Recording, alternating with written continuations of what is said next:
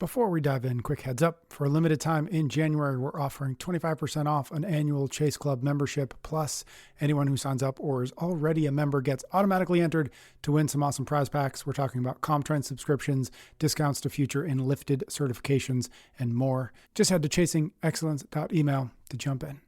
All right, let's get into the episode. Hello and welcome back to the show. Thank you so much for joining us. I'm very excited for you to be here, and I'm very excited for this conversation. I have on the line Zack Kass. How you doing, Zack? Great. Thanks for having me. Zack, you are the author of a new book. It's called The Next Renaissance: AI and the Expansion of Human Potential. I'm going to give a quick bio of you, but please fill in the gaps when I'm done. Give us a little bit of added context as you see fit. You're the former head of go-to-market at OpenAI, where you help build the company's sales, solutions, and partner teams, as well as launch ChatGPT, the fastest growing consumer product in history. You are a 16-year AI veteran who studied history and computer science at Berkeley, and you've spent the last 5 years advising over 350 Fortune 1000 boardrooms and 15 plus heads of state on leading in an AI-driven world. That sound about right? Yeah, it sounds nice when you say it. It sounds weird when I say it. But yeah, I agree. Cool. I'm really excited to have this conversation. I thought the book was great. Again, it's called The Next Renaissance, and it's a little bit of playful because the AI in Renaissance is sort of highlighted or featured there.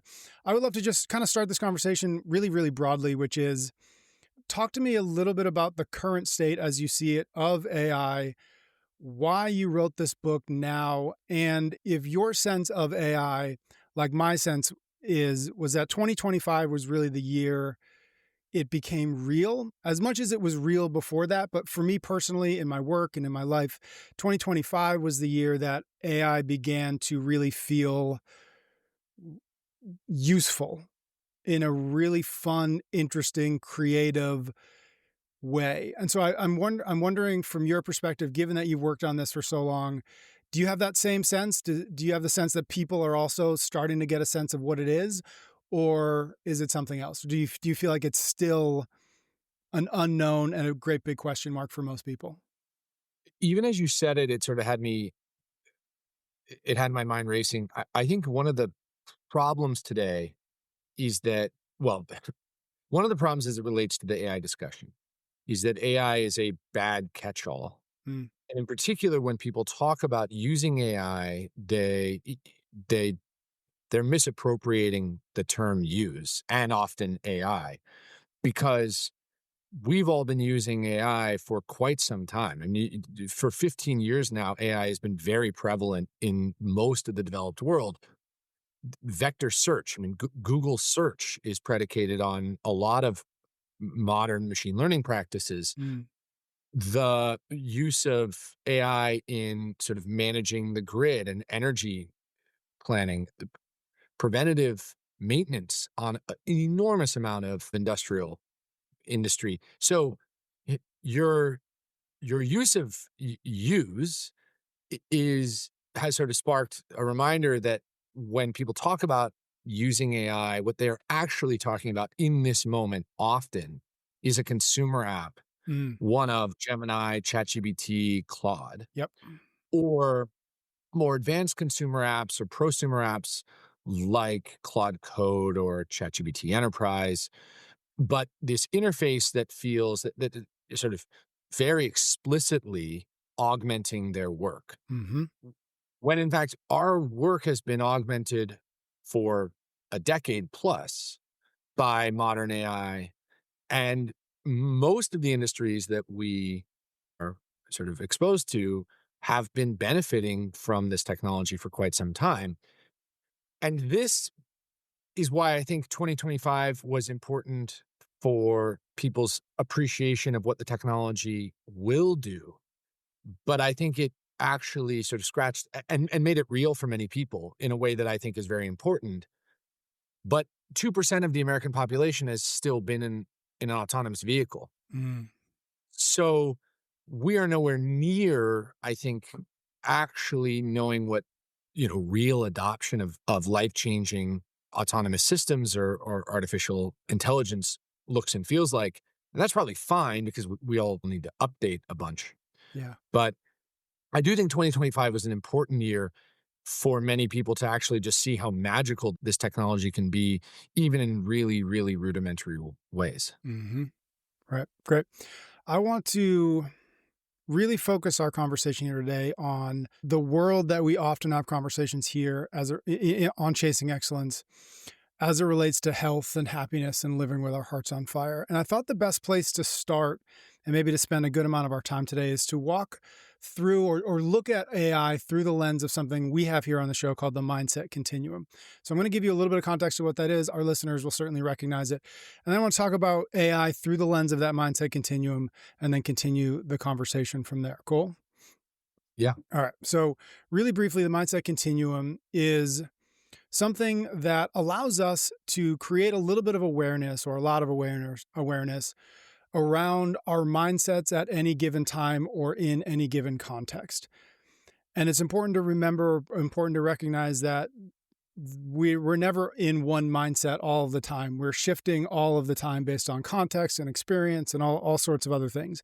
And we sometimes joke that inside of a 20-minute CrossFit workout, you can visit every one of these stages of the mindset continuum once or twice. And so again, it's a fluid process. But the goal of the mindset continuum and the reason why we talk about it is to bring some awareness to where is our head right now? How are we thinking about this problem, this challenge, this opportunity ahead of us? And with that awareness, begin to nudge ourselves up the continuum if we determine that where we are right now is not a particularly helpful place. And so the continuum has 5 stops along the way. The first is the victim mindset, which has a sort of like, this is happening to me feel to it.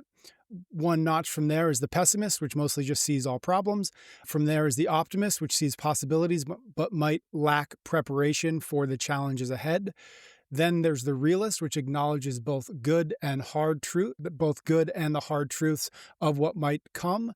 And then finally, at the pinnacle is what we've called either the competitive mindset or the warrior mindset, which is a realist mindset, but with a dose of agency and a dose of action. In other words, the warrior or the competitor sees challenges, sees problems, and leans into them because they know that on the other side of that is growth. And what they want more than anything is growth.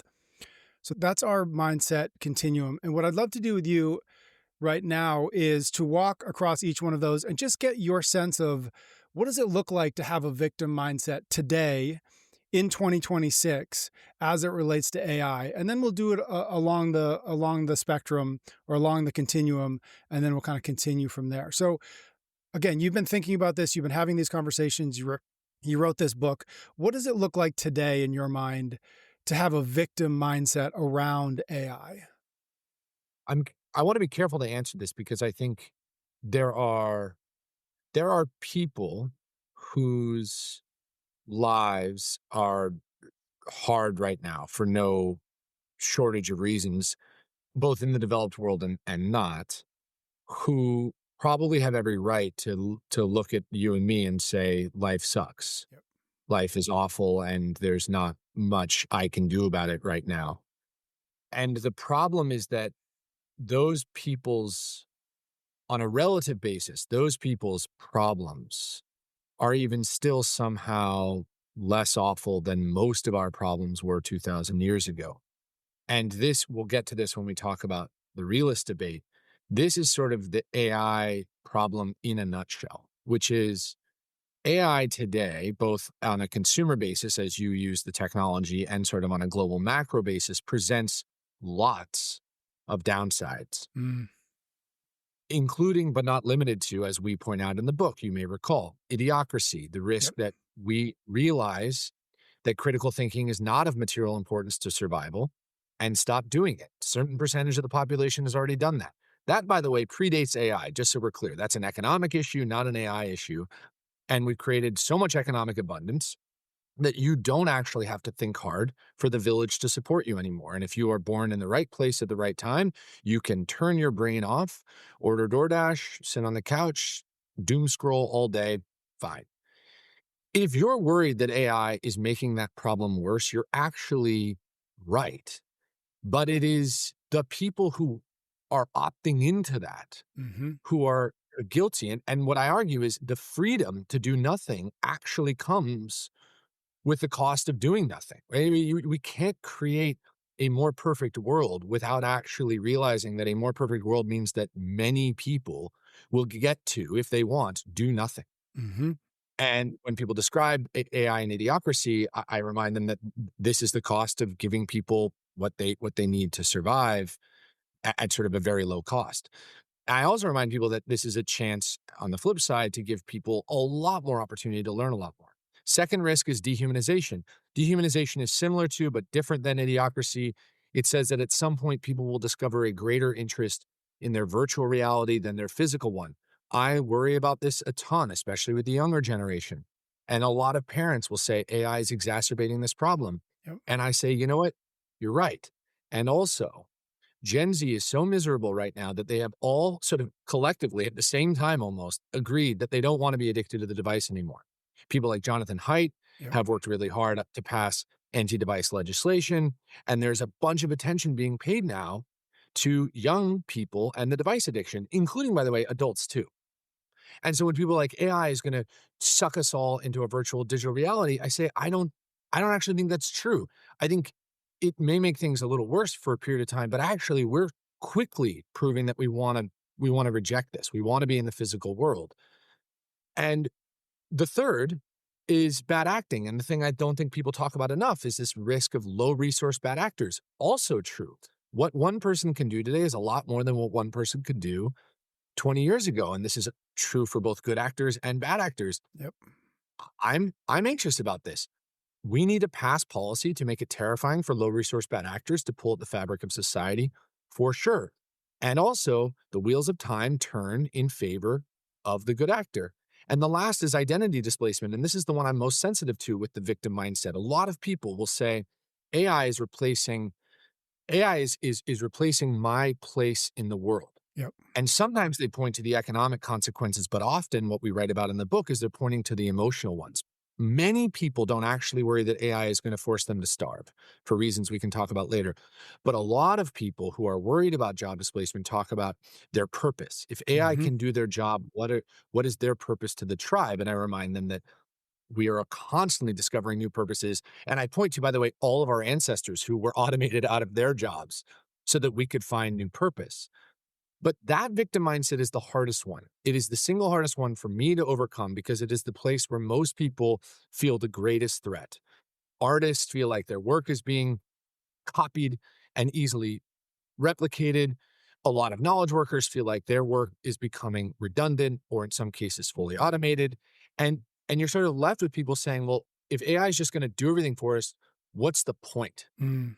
And there is an apathy that comes with the victim mindset at sort of the current moment that is, I think, actually quite hard to overcome because if you talk about the upside, you sound like a sycophant, you sound like a techno oligarch, and if you and you sort of if you want to help them make sense of the moment, it actually requires a bunch of historical context that many people are not interested in listening to, and you probably figured this out in the mindset journey. If you're in a victim mindset place, very hard to rationalize historical context, very hard to put anything in sort of its place in perspective. And that makes it pretty challenging for anyone to sort of have an interesting discussion with you about the upsides or the ways to mitigate the downsides. Hmm. Love that. Yes. Let's move to the pessimist and the optimist side of things because they're often, obviously, two sides of the same coin, right? And maybe we can stick on that identity displacement idea because I think that that is really a very interesting thing. In the book, you talk about, especially as it relates to like, for whatever reason, we've attached a lot of our identity to our work. And I think when I see, you can't go on the internet without 100 hot takes of why AI is going to ruin everything. And a lot of those is it's going to take all the jobs. It's going to, as you said, displace all of this identity. And so can you talk to us a little bit about looking at AI? What does it mean today to look at it as a pessimist? And what would it look like today to look at it as an optimist? Knowing that most people haven't done the work that you've done and don't understand the history, but also the parallels, which you do a really good job of in the book, drawing parallels between other technologies that at the time were really disruptive, but ultimately in inside of that disruption built something that we would now consider great, right? Yeah. Skyscrapers, I think, is one example that you give, right? Skyscrapers were probably really scary when they first came up, but now they've completely rebuilt how we think about cities, and nobody today is gonna say, let's knock down all the skyscrapers. Right. So just walk us through a little bit the pessimist and the optimist. What do those mindsets look like today? So the skyscraper example is actually a super interesting one as it relates to the pessimist. So whereas the victim mindset says, and pardon my French, this is fucked. Hmm. I'm fucked. Everything's fucked. You can blurb that, maybe whatever, however Yep. your listeners treat this. But we are we are headed off. The road is ending. We're driving off a cliff, and this is happening to us. It is by sort of the technocracy is sort of forcing this awful technology onto us, and we're all in trouble. The pessimist in this case, in my experience, is often very willing to say, well, yeah, there are plenty of good things could happen, but look at all the bad things that likely will. Yep. Right. So they're more willing to acknowledge the fact that 2 billion people still don't participate in the global economy because the technology, they couldn't use the technology, or that we gave them access to the internet, but the devices were too complicated, et cetera. Or the fact that we still have an enormous percentage of the human population without regular access to clean drinking water and fresh produce, and that there are lots of technological solutions to these things. They're willing to sort of look at those things and say, yeah, there are a lot of problems, but actually AI isn't going to be the panacea, and here's why. And usually the here's why introduces, I think, some reasonable but ultimately sort of problematic arguments, which is that modern society is actually a Faustian bargain. So whereas many pessimists are willing to say, yeah, the human experience does get better over time. Yuval Harari, the author of *Sapiens and Nexus*, the brilliant author of *Sapiens and Nexus*, is sort of one of these people who, and there are some great thinkers in this camp, who basically talk about AI. The world is in chaos. These are his terms to describe, and that AI is going to exacerbate this problem. That democracy is sort of doomed because look at the risk of misinformation and disinformation. Look at the rise of bad acting. Look at the empowerment of these things. And as it relates to identity displacement, what a lot of pessimists will believe is they'll say, sure, fine, maybe we solve the economic problem, but it will happen in this very unfair distribution. And you remember in the book, probably the section where we talk about the distribution problem, Hmm. which is the description of what happens when we automate things at an uneven rate, or what happens when value or sort of accrues in a sort of jagged, awkward way. Super reasonable risk. And whereas the optimist, on the other hand, says, well, yeah, but the wheels of time sort of turn in favor of justice. And today is, in fact, the best day ever to be born. And there's really no evidence to say that that won't be true tomorrow. I don't know how exactly this is going to sort itself out, but I think it will. And it is that sort of hope. Yep. It's that willingness to step through the portal with a belief that it can get better that I think, in fact, in this case, separates the pessimist from the optimist. I think they're often both willing to look at the same data, but they arrive at different conclusions. It's why Eric Schmidt and Yuval Noah Harari are both brilliant people who have learned an enormous amount about this technology and history, and can look at the moment through paradoxical lenses. One of whom sort of says, yeah, this is an incredible precipice, and the other who says this is a terrifying one. Hmm. And neither are victims in this case, but one of them is sort of, and you can make the argument, by the way, that one of them has an enormous financial incentive, which they do, but others are sort of in similar camps. They just draw different conclusions. And I actually think some of this frankly comes down, this is my take. I think a lot of this just comes down to disposition.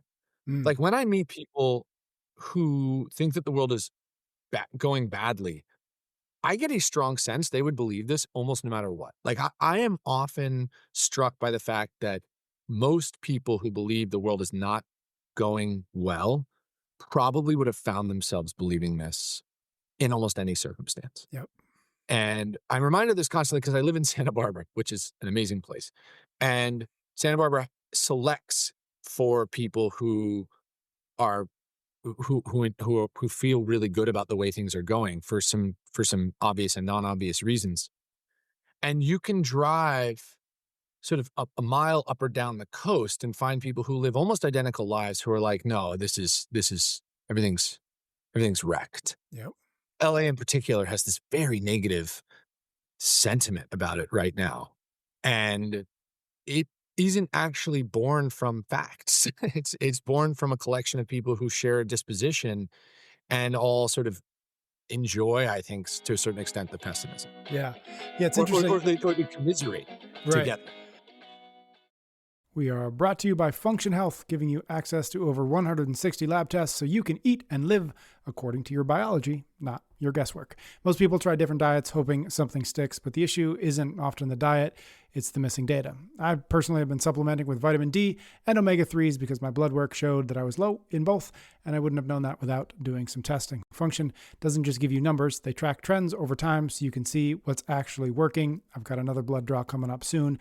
Function tracks everything from hormones and metabolism to nutrients, toxins, and inflammation in one place and over time. Your results are reviewed by their clinical team, and you get access to their physician network if you need help interpreting anything. There's a reason health leaders like Dr. Mark Hyman and Dr. Huberman are behind Function. We use it here at the show, and you should too. Own your health for $365 a year by visiting functionhealth.com/excellence or just using the code excellence25 for a $25 credit. That's functionhealth.com/excellence. We are brought to you by Mint Mobile, premium wireless service for just $15 a month. At the end of last year, I looked at my wife and asked her why the heck we were spending so much money on phones that we hardly ever use except to call each other. It turns out we're just overpaying for a plan we didn't really need. That's why I'm excited to switch to Mint Mobile this year for just $15 a month. You get unlimited talk, text, and data on the nation's largest 5G network. No contracts, no hidden fees, and you can bring your own phone. Most people are paying way too much for wireless because they're locked into plans designed to maximize profit, not actually deliver value. Mint Mobile flips that model. Premium wireless at a price that actually makes sense. And switching is easy. Everything happens online and your phone number transfers over with no hassle. Whether you need unlimited everything or just the basics, they've got a plan that fits. To get your new customer offer and see how much you can save, go to mintmobile.com/excellence and use the code excellence. That's mintmobile.com/excellence with the code excellence. We're brought to you by Crowd Health, a community-powered way to pay for healthcare that is not insurance. Healthcare costs feel completely out of control these days because they are mostly completely out of control these days, especially if you are healthy, and I know that you are. You're paying thousands of dollars a year in premiums, and if you actually need something, well, you're still hit with deductibles and co-pays before the coverage even kicks in. There's got to be a better way, and there is. It's called Crowd Health. Crowd Health is not insurance. It's a community of people who help fund each other's medical bills. You contribute a monthly amount that goes into your personal health wallet. When you have a medical bill, the community crowdfunds it. No deductibles, no co-pays, no denials. It's healthcare funding built on the idea that we're better together than we are dealing with insurance companies. If you're healthy and you're tired of overpaying for coverage you rarely use, this is worth looking at. Go to joincrowdhealth.com/excellence. Use the code excellence to get your first month free. That's joincrowdhealth.com/excellence. Use the code excellence. Oftentimes, if not all the time, the victim, the pessimist, and the optimist are all just telling themselves a story about the context that they're in. And so the story that everything's broken or everything's breaking isn't true. It's just the story, right? The story that Santa Barbara is great is just the story of people in Santa Barbara. Same with Los Angeles, same with anywhere else in the world. And as we move into this realist conversation, which is the one I really want to talk to you about, the realist oftentimes is the one doing the least amount of storytelling because they're at least trying to see both sides of it. They're at least trying to get through the stories that are often born out of fear or confusion or a lack of understanding. And they're trying to see things as clearly as possible. And I think that that's what your book does a really, really good job of. It doesn't say everything's going to be amazing. It says, hey, if this happens and we avoid this and we keep this in mind, then the potential is huge. But if we don't, then the potential for it to go badly is also there, right? And Yeah. so I'd love your sense, because again, I'm putting this label on you, so push back if you don't agree to it. But I think that you're a realist as it relates to AI because you have a really good sense of where it's come from and you have a really good sense of where it could go, again, both in the positive and the negative. But how do you think of, like, what is your mindset around AI? Is that realist label applicable? Well, first of all, I appreciate I appreciate being seen. I certainly tried to write the book that way, for the listeners' edification, because we send a bunch of galleys out in the world. You don't get a ton of feedback. Yeah. You don't get a ton of objective feedback on a book. Actually, it's the worst part. Hunter S. Thompson once said the worst part of writing a book is that someone smart might read it, and I I'm a better orator than I am a speaker. Writing is very hard. Mm, Especially writing in sort of a nuanced, funny way, which is how I prefer to to speak, is really hard.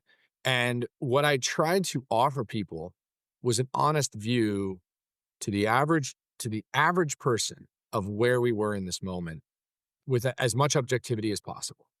Having spent a career inside the industry and having talked to a bunch of people, and it was sort of the book that I figured if you round it up, maybe not as well written, but if you rounded up the average opinion of people in the industry, I think you'd arrive at something like this book, mhm, frankly. And so in that sense, I love being, what's a greater compliment than being called a realist, mhm, when you're aiming to write a book like that. I also acknowledge that, like, I have biases, and you read the book, so we call it biases in the book as being one of these critical frames for how people are going to read it. And I sort of try to remind people as they open the book that, like, they're going to read this book one of a few ways, as you talked about in the mindset continuum, depending on their disposition, right? They are either opening the book believing that things are getting better or worse. And I often ask people, Patrick, when they ask me, how are things going to go, or where are we in the AI journey, which was a question I used to get asked. I don't get asked as much anymore, but I used to say to people, where do you think humans are in the human experience? mm. And in the States, I would ask people, what inning are we in? What inning are we in? And the most common answer was second inning. Some Mm, people would, so it was basically distributed between second and ninth inning. Those were the two modes by far. And then one day someone gave me third inning, which was amazing. I was like, whoa, what is that? But most people either believe we're very early or very late in the human experience, and that basically tells you also where you think we are in the AI experience, because how could we be late in the AI experience where the human experience is gonna be really long?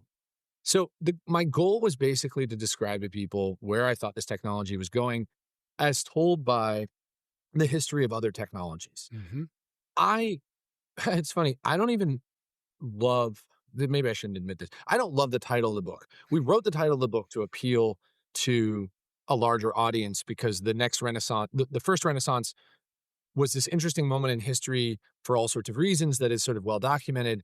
And it actually followed the late Middle Ages, which was this awful period. And what I like to remind people of is if you were alive during the late Middle Ages, you would have had every reason to believe that the world was ending, right? Half the population was lost during, I mean, literally, like, we lost half the population during this period. We made very little scientific progress, wars, famine, bad, broken political systems. It wasn't great. mhm, And today is a much better time than the late Middle Ages. But if you're feeling down, remember that things can get better. That's sort of one of the reasons that we wrote it. What I actually wanted to call it, and sort of may call the next book, is unmetered intelligence. mm, And unmetered intelligence is the most real, objective way that I know how to describe the current moment from a scientific historical perspective. And what I mean by that is, I think that we are approaching a world where, just like electricity and foodstuffs and water before it have sort of commoditized and utilitized, intelligence may as well. That the idea that you will compete on the basis of how smart you are for much longer may be sort of is a complicated theory at best. mhm, And that that idea, which you can hate or disagree with, but that's the core premise, as you probably recall at the outset of the book. Asking what could go right with unmetered intelligence and what could go wrong is the whole point of the book. And the whole point of the book is to say, how do we make sure this goes well and how do we make sure we mitigate all the costs? And I do still think you pointed out, does it require stories? I do still think it requires telling stories. And I think you get to sort of handpick a lot of them, or we get to handpick stories that we tell ourselves. But it sort of just explores what it would look like if intelligence was in fact a resource, Mhm. which I think it is. And what would happen if intelligence, like other resources, became, you know, something that you stop staring at on the meter? What would we all do? Right. I want to go back a little bit to the identity displacement conversation because I think that's where the realist mindset becomes really important because I think as we go forward over the next, and you know the timeline probably, or you can predict the timeline certainly better than I can, but over the next 2, 5, 10, 15 years, I think this identity placement or displacement, as you talk about in the book, is going to be a really big part of what's to come. And my thesis kind of coming out of the book is if you're not in more often than not in the realist mindset, you're going to face a harder road than if you are. And you write this in the book: as the Renaissance unfolds, one of the hardest adjustments we will face, and perhaps the greatest emotional sacrifice we will have to make, is extricating our job from our identity. That's the real cost that might sound liberating in theory, but in practice, it will feel like a loss for many. And you talk about in the book how we're sort of in this transition period now, and the transition period is going to be very difficult. And so I guess the question in there is, or the point in there is to be able to counter that transition, to me, requires as clear a sense of what is happening and what might happen as we can get. And so can you talk a little bit more about what you see as that, or within that identity displacement? Like, what should we prepare ourselves for? What should we be clear-eyed about? Because one of the things we talk about here on the show is, we've got three big pillars, which is health, happiness, and hearts on fire. And that last one is just living a life of purpose and meaning. And again, like we've already talked about, work is often, for many of us, a big part of that purpose, a big part of that meaning. And one of the things you're writing about in the book is that's going to be an issue when jobs become perhaps not something you do for your whole life, right? Or you're this idea of what a career is might change entirely. So just can you kind of walk us through what you imagine happening in this area of life so that we can begin to prepare ourselves so that we can begin to see it clearly. So I'll tell a story that we tell in the book, which I think is, I don't know, I think it's the best part of the book. Like if I tell people, if you read one section, read this, Mm, because I'm really, I consider myself like pretty sensitive to the average person's, like, I don't think about myself as being callous to the average person's experience. And I also am, like myself, actually quite sensitive to lots of things that I think most economists are not. And and I wrote the section on identity displacement having studied a particular group, which is the longshoremen. And mm, I'll tell the long story if you're okay with it, because I think please. it paints this better. October 1st, 2024, the longshoremen of the United States went on strike. And the 45,000 men and women, 95% male union, walked off the job site. So in this case, the ports on the eastern seaboard that morning, and halted the import and export of goods through by sea, and some other stuff. And basically like shut down an enormous part of the American economy for 2 days or 3 days. And the head of the longshoremen, the second most powerful man in the supply chain economy, went on CNN on the morning of October 2nd, did a long, like a 60-minute sit down interview, during which time at one point he pointed at the camera, very calmly said to the camera, to the American people, "You have no idea how powerful and dangerous I am. I will cripple you." Mm, He was talking about the American economy. And I was fascinated. I had this unsettling, I mean, I think anyone watching it could have extrapolated that this is the beginning. Like, it doesn't, it's not super hard to sort of piece together that this is a critical moment that represents many other critical moments. Here was a labor union going on strike, and what he said, what he demanded on camera was not safer working conditions, and it was not more money. And the two tenets of every labor union since we organized labor, what he demanded from the ports was a guarantee that they would not automate their jobs, that they would not automate the work on the ports.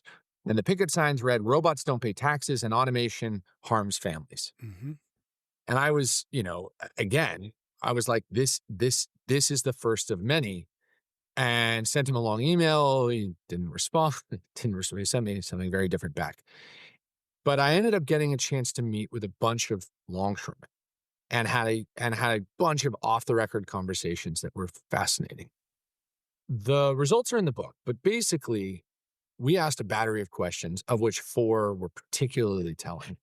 One, do you believe you could be gainfully employed outside the union? More than 90% said agree or strongly agree. And in fact, they talked about the fact that there was lots of other work that they were constantly getting asked about by in Mhm. other unions, or construction in particular, of which we have a shortage of workers right now. Second, was anyone in your family in the union?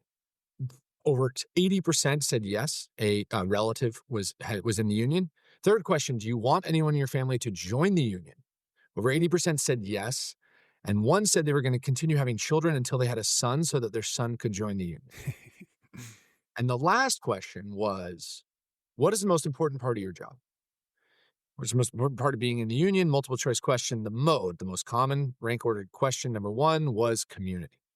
And you realize, even just with those 4 answers, that these guys, again, we only spoke to men, 95% male union, don't see this as an economic issue per se, right? What the picket signs read, "Robots don't pay taxes, automation harms families." What they're actually saying is, this is my village. Yep. Don't don't break apart my village. And one of the questions I asked them, sort of, I mean, I admit somewhat callously, but also just curiously, I said, "Who do you think benefits economically if we automate the ports?" And reflexively, they were all trained to say the capitalists. And so I said, "Okay, who are the capitalists?" I said, "Well, the capitalists are the port owners and the shippers." "Okay, well, who else might benefit economically if we automate the ports?" And that's the question that I leave hanging in the book, and then I, answer immediately, which is every everyone, including eventually the longshoremen and their kids. And the reason I know this is because we are all descendants of people whose jobs were automated to our economic benefit, every single one of us collectively. And we don't pay any attention to their plight. We don't give them a second thought. What was it like when their job, right, was automated? And in fact, the 2 most common last names in the United States are Miller and Smith, because we used Mhm. to name ourselves after our profession. And it's a reminder that most most people have sort of a very direct line to people whose jobs were sort of shut down by the Industrial Revolution, the Millers and the Smiths. And I am sort of taken after these conversations, and all conversations sort of around this subject, by the fact that the longshoremen also really want taxes to be easier. They would love, they admit, for the accountants to be automated. They would love for the lawyers to be automated, Just right? They not would them. love for a lot of stuff to be much easier and much less expensive. And that is also a reminder that all of us wander the earth every single day asking, when is this good or service going to be better, faster, cheaper? Without realizing what we're asking is, when is a human going to be extricated from the manufacturing of this good or service? And we don't ask those questions because we are jerks. We ask those questions because we are rational economic actors conditioned to believe the world should get better, faster, and cheaper constantly. And Mhm. when it doesn't, when it actually gets more expensive, we are very aggrieved. Inflation, even marginal inflation, is so upsetting that it swings entire elections, right? The president, no matter who is in office, is credited with the cost of goods and services declining or increasing. And I tell this story and talk about this more than almost anything else because I'm struck by the fact that almost everyone wishes that almost everyone else's jobs were automated, just not their own. That we have arrived at a place where automation has sort of proven over time to create a world that is more economically abundant and more available and more accessible, more inclusive in most cases. And it comes not at an economic cost, but at an emotional one. That, like, not many people, if you really press them, believe that AI is going to make them homeless or starve, but that AI might actually render their place in the world harder to find. Hmm. And the book we open with, you'll recall, Patrick, the sort of the opening chapter, the intro, is an homage to John Maynard Keynes, Yes. who wrote in 1930 The Economic Possibilities for Our Grandchildren. Against a backdrop of abject despair, people dying in the streets of starvation, the father of modern macroeconomics wrote a paper, and I've read it a lot of times, I can quote it, in which he said, I must now disembarrass myself to take flight into the future to describe a world that I will certainly not live to see, one in which humans will have solved or may have solved the economic problem and be faced with something more profound. Father of modern macroeconomics, arguing that in fact the spiritual battle was on the horizon, that there was something greater even than the economic problem, which is not how do we live, but how do we live meaningfully. Hmm. And I am struck by that constantly. I think that there will be work. I think we will find more work to do. I think that we will expand human potential, which will expand all sorts of opportunity and all sorts of different directions. And I think one of the greatest sacrifices of every person alive today in the developed world certainly is going to be figuring out what their role is as the work changes frequently and a lot. And it's not that we won't work, it's that work, the definition of it is going to be so fluid, I think, in many cases, that it's just going to be super hard to attach our identity to it. Yeah. And by the way, the other thing I will say, just very economically, either we automate all the work and something profound happens economically, or we don't. And we're sort of left in the same marginal, 2% annual improvement world that we live in, where we're like, God, why didn't we, why haven't we accelerated out of this? Yep. In 50 years, we go, God, how it's, it's 2060, it's 2070. Why are we still doing this thing? And yeah, you can't help but stare at this and go, there have to be better ways to educate. There have to be better ways to heal and care. There have to be better ways to provide than the ones that we are in today, which feel rudimentary and sort of pre-industrial in many cases, certainly the education system and the healthcare system in Hmm. many cases. Yeah. And I think that the answer is just gonna come at a probably an emotional cost for people. Yep. Yeah, I think this is in the Keynes paper. He asked the questions, how will man occupy the leisure? Correct me if I'm wrong, but it reminds me what you just said, and that reminds me of something that I believe Kevin Kelly said. He's the a technologist. I forget which book he talked about, but I love the question, which is when technology does what technology always does, we have to at some point ask the question, what are humans for? And I think that's what you're getting at with what we're talking about here is the opportunity is to ask that question and to answer it in ways that we are not currently really even ready for because we haven't been forced to ask that question. We haven't been forced to answer that question. But one of the things that might come is that we can ask ourselves that question is what is our purpose when we extricate the work from it? Well, that's an awfully interesting question, even if it's one that is very scary, because in that question is a whole lot of uncertainty, and humans by nature dislike uncertainty. Yes.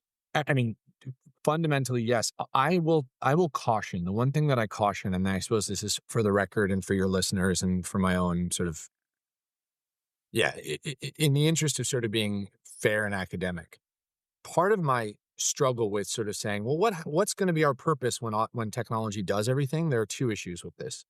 First is that for many people, the idea of a panacea is laughable, and in fact, I'm insulting to them by even proposing that we will solve housing, healthcare, and education through technology, because by the way, those are not issues of technology; those are issues of policy.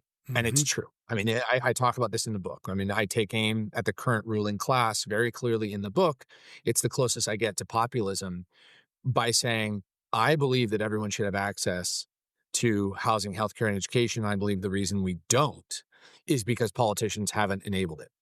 And that this is a squarely an inflation by policy issue. And that talking about solving for the purpose when a lot of people are like, cool, how do I pay rent? Is something I'm very sensitive to and want to acknowledge. Like we have a long ways to go before we get to actually say, oh, what do I really want to do today? Right.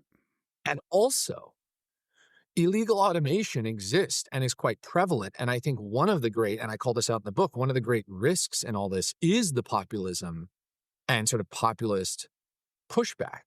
And you're seeing that now bipartisan. Governor DeSantis came out and said, we shouldn't be buying what they're selling in regards to AI. And of course, you've seen this all over the left. Bernie Sanders is sort of principal among these people. And what they're all saying is, we don't want any of this. It's like, and this is sort of this AI catch-all. They're Yeah. describing it as the new villain, the boogeyman. There's a very good chance that a lot of AI promise doesn't arrive for quite some time because we simply policy it into oblivion. I mean, that happened with nuclear power. Part of the purpose of the book is to remind people that like we could have abundant energy, but we don't because the politicians said no. And it's not because we didn't solve it. It's because they said, nope, this isn't good. The right did it to protect oil and gas. The left did it to protect the environment.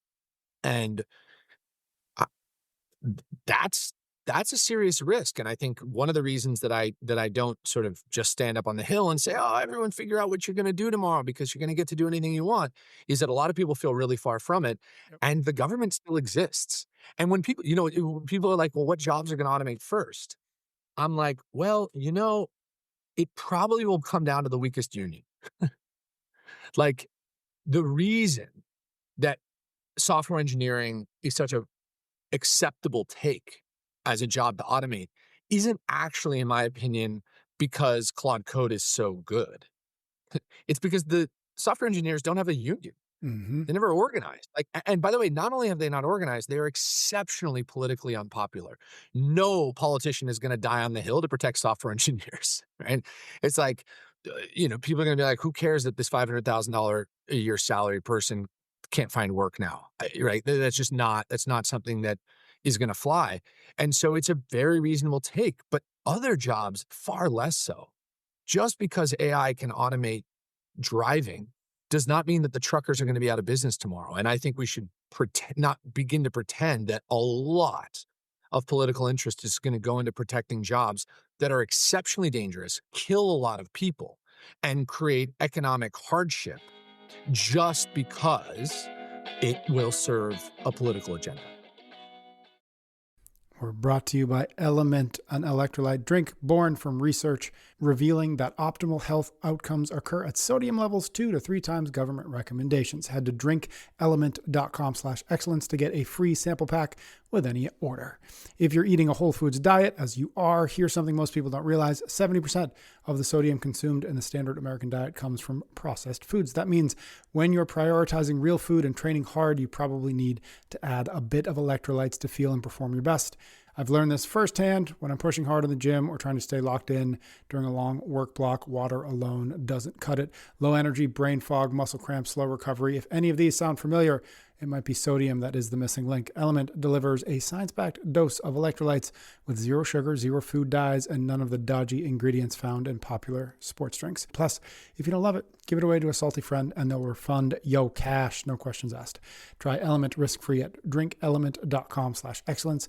Get a free sample pack with any order. We're brought to you this time around by Monarch, the all-in-one personal finance tool, bringing your budget, accounts, investments, net worth, and future planning together all in one easy-to-use dashboard. One of my goals for 2026 is to improve my communications with my wife about money so we are always on the same page, because managing money doesn't have to be a struggle.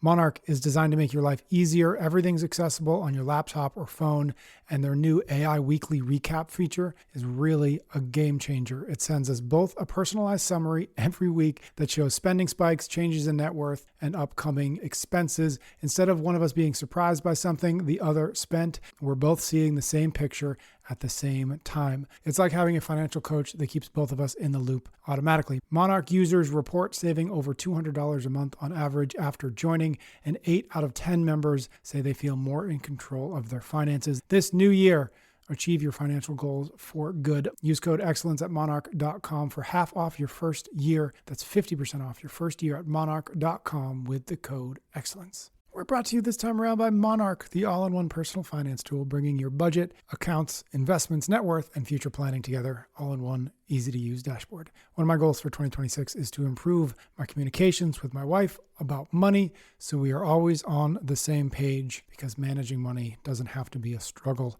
Monarch is designed to make your life easier. Everything's accessible on your laptop or phone, and their new AI weekly recap feature is really a game changer. It sends us both a personalized summary every week that shows spending spikes, changes in net worth, and upcoming expenses. Instead of one of us being surprised by something the other spent, we're both seeing the same picture at the same time. It's like having a financial coach that keeps both of us in the loop automatically. Monarch users report saving over $200 a month on average after joining, and 8 out of 10 members say they feel more in control of their finances. This new year, achieve your financial goals for good. Use code excellence at monarch.com for half off your first year. That's 50% off your first year at monarch.com with the code excellence.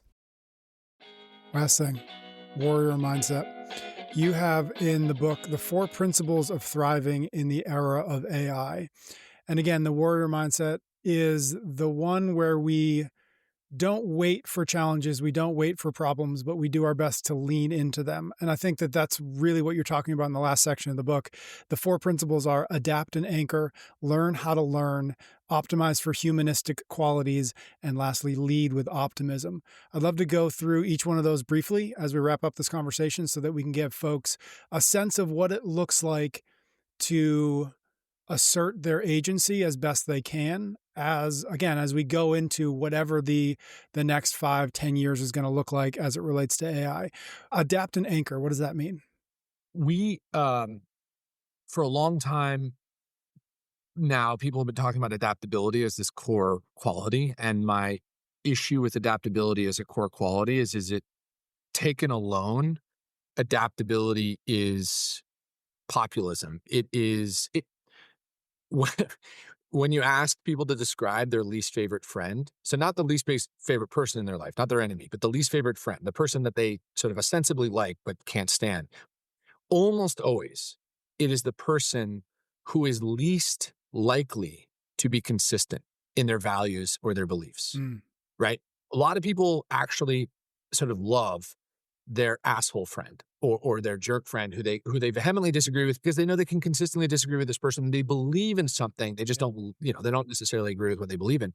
It's the person who constantly says just the right thing, who's constantly appealing to the biggest audience they can find, that people are sort of most irked by, because you realize that this person is actually solving for something kind of gross, which is like general popular appeal.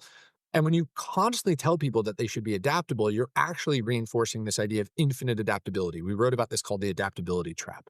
And the adaptability trap is basically my way of discouraging or encouraging people to actually not be adaptable to their mission, vision, and values.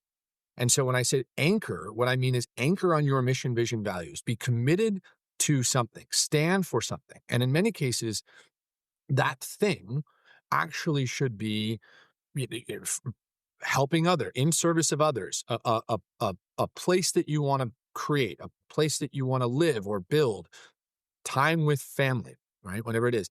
And what you should be adaptable to, I argue, is how you do it. My core belief is that people should become more adaptable to their ways and means.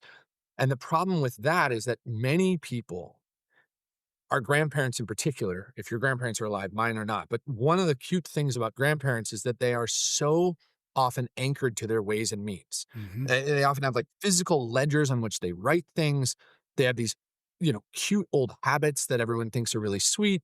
And most of these habits are sweet because these people are living these sort of like very simple, cute lives, and they are anchored in their, habitual nature. The problem with with sort of celebrating that as a young person is that you're not going to accomplish what you want if you can't be willing to change how you do it. Mm. And that to me is the idea of separating your mission, vision, values from your ways and means. And you should be very clear on one because the world is going to change a ton, and you should be super clear on what it is you want and how you're going to and what it looks like, and you should be really adaptable to how you get there.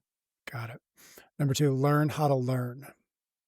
This one is not a hot take, and I think of all the things I write, this is the one that people like everyone sort of nods with, whether whatever you believe in, a lot of people are like, "Yeah, and it sounds good for what it's worth." Mhm. It's the idea that young people ask me all the time, "What should I study in college?" My answer consistently is it does not matter. What they're asking, by the way, is how do I make a lot of money? Yep. And that's fair. That's a fair concern. It's what young people are sort of conditioned today to worry about in some to some extent because the cost of living is rising. And I'm like, look, it doesn't matter. There is a fast declining correlation between your major and your economic outcome, such that no prediction here could be accurate. And in fact, as of 4 months ago, the average American male wage for the average wage for an American male with a college education, without a college education, has intersected. So it's not even clear you have to go to college in order to be economically successful or viable. And there are clearly majors that are net negative in terms of ROI, right? I mean, we don't have to go through that list for fear of spooking someone or their mom. Yep. But but what I do remind people of is if you're going to go to college, remember two things. First, the point of college is to make mistakes that you are not comfortable making in front of your parents. It's to learn how to be an adult, period. Like that is the purpose, especially of an American education and American higher education. And I love it. I celebrate American higher ed at every opportunity, not because we are, you know, teaching people really complex skills. In some cases we are, in, STEM cases, but in most cases, what we're actually doing is raising people to learn how to live on their own and and make friends, which is not something that high school always offers. And I'm like, look, go to college and be social, be human. And also I tell people, study something you love. For Mhm. the act alone of exploring an idea, not because it's going to get you a good job and make you a bunch of money, but because you're excited by it. And that is the closest you will have come for most people to the idea of mastery. And mastery is this, it's been written about thousands of times. There's nothing I'm going to say here that you probably haven't talked about, but it's this important thing that people should experience because it gives people an idea of what it is like to really deeply learn about something in a way that almost no high schooler is ever challenged to do. And in that, people can start to experience one, a more fulfilling life, but two, what it means to actually get good at something, which again is not something that high school teaches you. And that is how you learn how to learn. The Mm. process of exploring something very deeply because you're excited by it gives you a taste of what it will be like to learn lots of things. And in a world that is going to change a lot, especially in a world, in a labor market where your employer may not care about the skills you have, but your ability to acquire new ones, proving that you can do that, hugely economically beneficial. Mm. Yeah, and I imagine the first 2 there, adapt and anchor and learn to learn in combination is going to be a real power play, right? If you can anchor to the idea that I'm a learner, if you can anchor to the idea that I am adaptable and that I can figure it out, then you become really potent in terms of both your own personal growth, your own personal opportunity, but also to your point, the opportunities that might come to you as it relates to work. Patrick, I'll use you as an example. I mean, I listened to a couple of your podcasts when you invited me on. When you were growing up, is someone explaining a podcast, like no one could have explained a podcast to you. Yeah. And so somewhere along the way, you discovered that you wanted to live this healthy this sort of healthy, deeply fulfilling life, and you wanted to talk to other people about it. And if you were committed to this idea that you would run a gym, for example, or that you would do a certain thing, like I am a trainer, that's what I am. Yep. Well, then you sort of limit your ability to actually inform and influence how other people think about their own wellness journey. And the willingness to sort of say, I want to make the world better by helping people discover heart on fire. And I'm going to be open to how that happens Yep. is how you arrive running a successful podcast. It's and only through that, right? You can't first decide you wanna do a podcast and then figure out what you wanna do. That won't get you anywhere. Hmm. But you also can't be like, "The only way I'm gonna do this is by being a dietitian or by being a trainer." Well, then you can't live in Southern Maine. Then, you gotta move to a very populous city. Yeah. Totally. Love that. Great example. All right, let's keep going. Optimize for humanistic qualities. What does that mean? Well, so we this is one of the 3 most annoying errors in the first print. So if you get a first print of the book, which you did, you'll realize that the title of the section is "Optimized for Humanistic Qualities," and then in the section, it's called "Be Human," and we rewrote it as "Be Human." So the next edition of the book, the first Better. That's 30,000 copies better. have it. Yeah. "Be Human" is the actual principle, and it is exactly what it sounds like. You know, if it weren't so if it didn't sound so silly, and if it didn't make me feel like I was sort of being callous to the moment, I would describe myself as a humanist, which I think is ultimately what I am. Like when I talk about the life I want to live, it is actually quite simple, and it is surrounded by friends and family and physical community. And I think that having now seen all of the death experiments and all the happiness experiments, eh, I'm pretty convinced that this is actually what everyone also wants. Mm, Everyone who's not a psychopath. It basically it arrives at the same happiness function, and we sort of talk about the happiness function in the book. This idea that what people really want in this world is to be human, and that the purpose of technology should amplify the human experience, what it means, what we can do, and ultimately how much joy an individual can achieve. And in the spirit of the warrior mindset and the heart on fire, nothing delivers more than the idea of just being deeply human, being with yourself in your body, exploring the world. And that the purpose of technology that we have forgotten in the age of not AI, but digital device, in the age of the screen itself, mhm. we have forgotten that most important principle, that we invented all of this stuff actually to allow ourselves to just be more in our bodies and in our world. Yeah, love that. Last one is lead with optimism. Well, I when leaders press me on how they're supposed to change their company or adopt this technology, I I sort of keep finding myself coming back to the same idea, which is, the question I ask people is, do you believe that things are going well? And do you think things are going to continue going well, or getting better or getting worse? And, most honest leaders are they struggle with this. And I say, well, how much do you tell stories about how the world is getting better?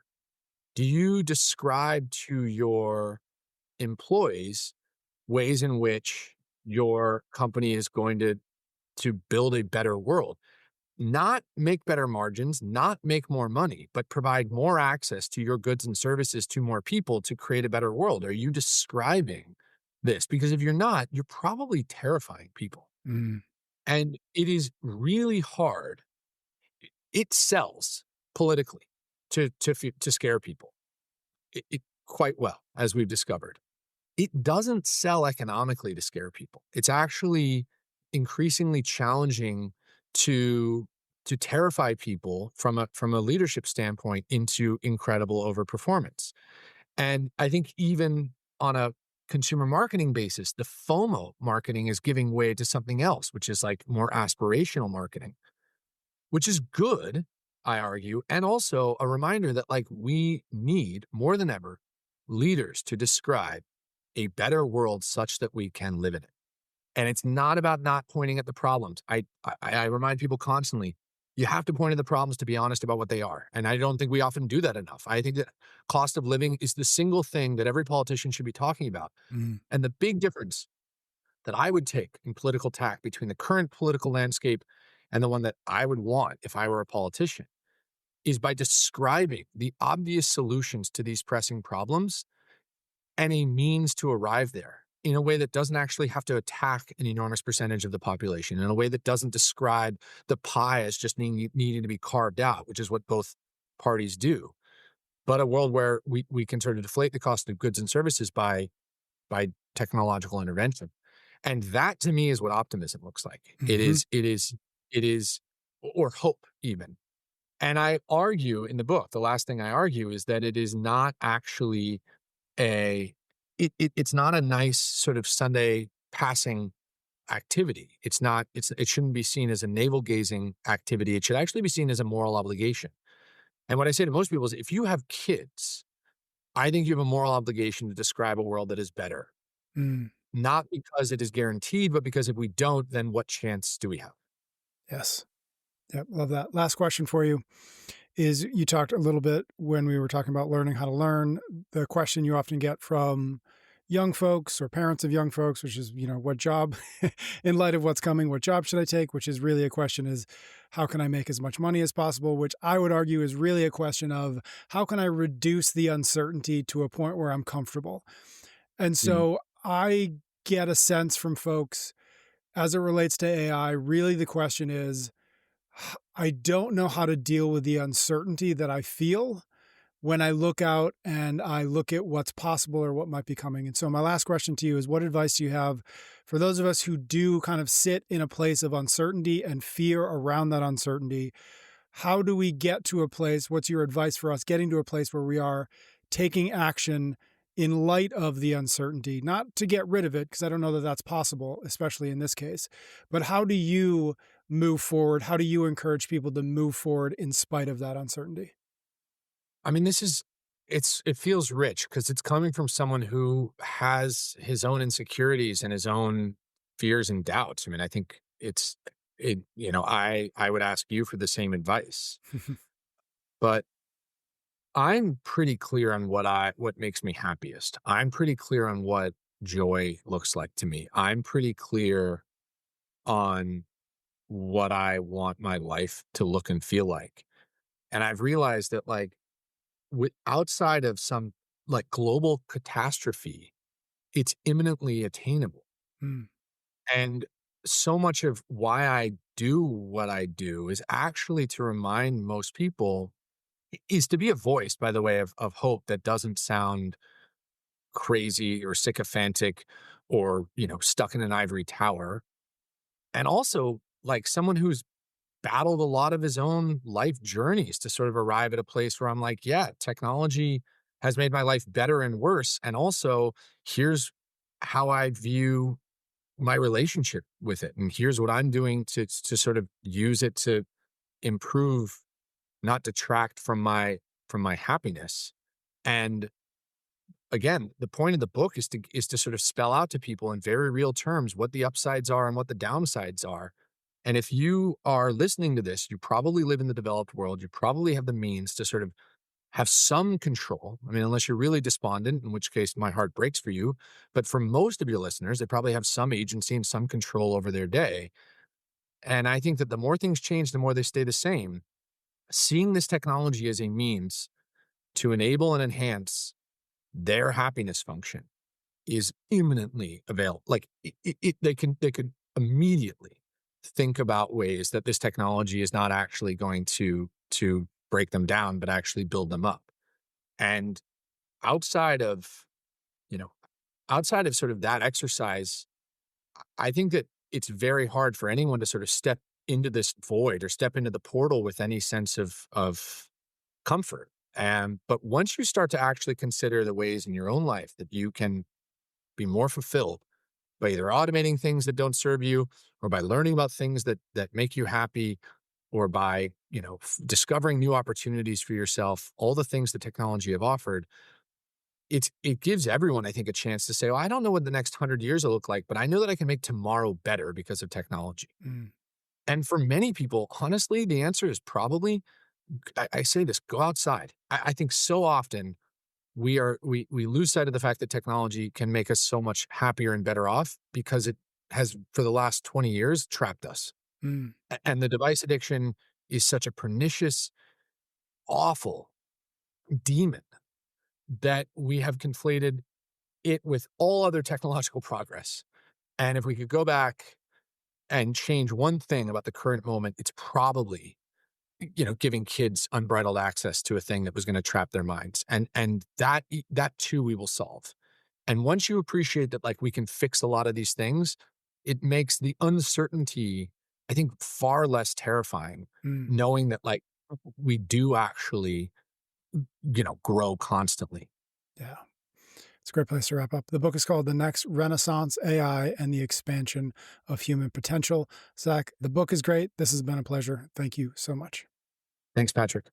Thank you so very much for tuning into the show this week. Two quick things before you go. First, if you want even more from this episode, go check out the full 531 breakdown. We give you the 5 big ideas from the episode, 3 reflection questions to help you process it all, and 1 key takeaway that you can put into action right now. The link is in the show notes. The second thing, while you're there, check out the Chase Club. It's our premium membership where we include bonus content, ad-free episodes, and a brand new Chase Tracker app. Check it all out at chasingexcellence.email. At Arizona State University, we're bringing world-class education from our globally acclaimed faculty to you. Earn your degree from the nation's most innovative university, online. That's a degree better. Learn more at asuonline.asu.edu.